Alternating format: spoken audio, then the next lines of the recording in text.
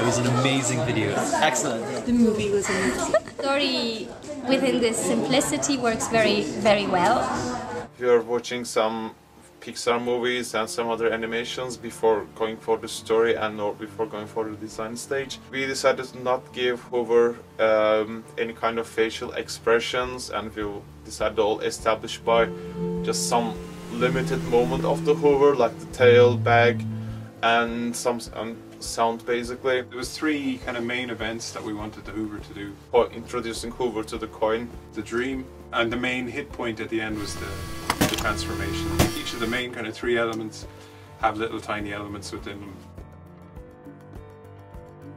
For the complicated objects, we use a mixed shader setting to combine different materials to make a new material. The biggest challenge for this part is how to decrease the surfaces of the objects, because if there are too many faces, it will cost a long time. We use Shape K to animate our Hoover, and we use this method to animate a lot of components of our Hoover. We are using close simulations for the Hoover's back, so it will make it more real. The last part we're using physics simulation to do that. I made the modelings such as the dining scene and landmarks in the world, and also I add textures and animation. In the first version of the travel part, the car just runs as you can see in the real world, and then we think it can be more humorous and exaggerated, so we make the car jump happily. We decided to go with the off-axis method. The advantage of off-axis was it gives more depth to the whole animation part, which is why most of the people who were watching it got really excited about the whole 3D effect of it. For the parts where the Hoover is kind of imagining all the things he's going to do with the coin, we wanted to make that very rich and full and upbeat and happy. When he's in reality, is kind of a bit less pulled back and kind of sparse.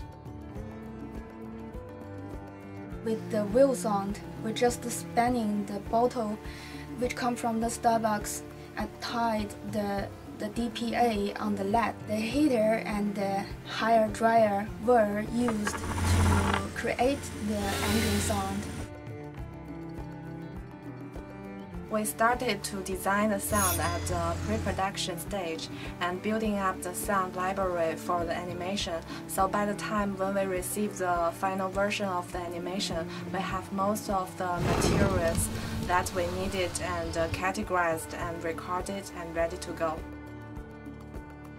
With the game track approach, the main motivation was that we won't be able to get the full moving actual animation until the last minute, so I decided to come up with a patch that we can use as a real-time Foley editor so that we can match the moves on the screen. Yeah, it's a really nice portfolio piece to have, so congratulations. Yeah. Thank you. The feeling of the video was really light-hearted. I really enjoyed it in that the character there was kind of humour in the film. Obviously some kind of sadness in there as well.